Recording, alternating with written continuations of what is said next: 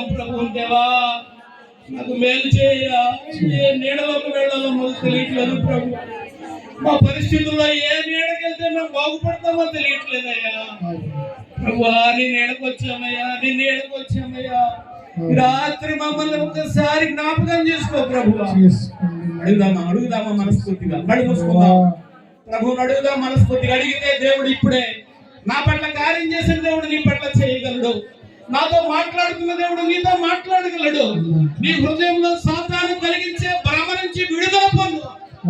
సాతాను వైపు చూడబాకు, దేవుని వైపు చూడు.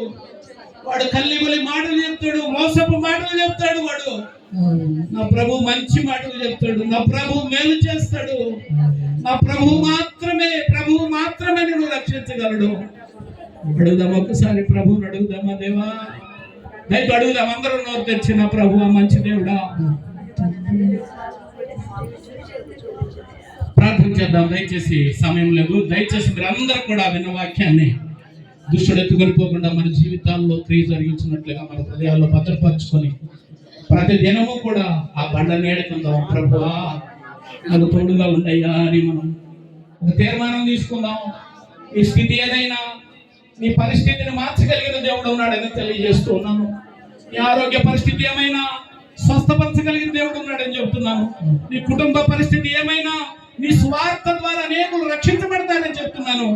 పేతురును బండగా మార్చిన దేవుడు, పేతురు యొక్క బండ మీద సంఘాన్ని నిర్మించిన దేవుడు నీ కుటుంబాన్ని ఆయన బండ మీద నిర్మిస్తాడని తెలియజేస్తూ ఉన్నాను. ప్రభువా నిర్మించయ్యా అని అడుగుదాం ప్రభువా. అందరి కోసం నేను ప్రార్థన చేయబోతున్నాను. దయచేసి అందరూ కూడా కళ్ళు మూసుకుని ఏకీభవిద్దాం. దైవజనులైన వారు, విశ్వాసులైన ప్రతి ఒక్కరు ఈ దీనుడు మాటలు ఎందుకు లక్ష్యం ఉంచక ప్రభు మాట ఎందుకు లక్ష్యం వచ్చి ప్రభువా మమ్మల్ని మార్చి రాత్రికాల సమయంలో ఈ 3వ కోటములో నా ప్రభువా మా జీవితాల్లో ఒక మేలు చేయ్యా, ఒక మేలుతో మేము ఇంటికి వెళ్ళాలి ప్రభు అని తీర్మానం చేసుకుని మన హృదయం మీద ఒక చెయ్యి పెట్టుకుని ప్రభువుని అడుగుదాం. దేవా అయ్యా సహాయం చేయి అడుగుదాం. ప్రార్థన చేద్దాం. మహాపరిశుద్ధుడు అయిన మా ప్రేమ కలిగిన తండ్రి, గొప్ప దేవుడా, నిత్యము కోటాను కోట్ల దేవతలతో స్తుతించు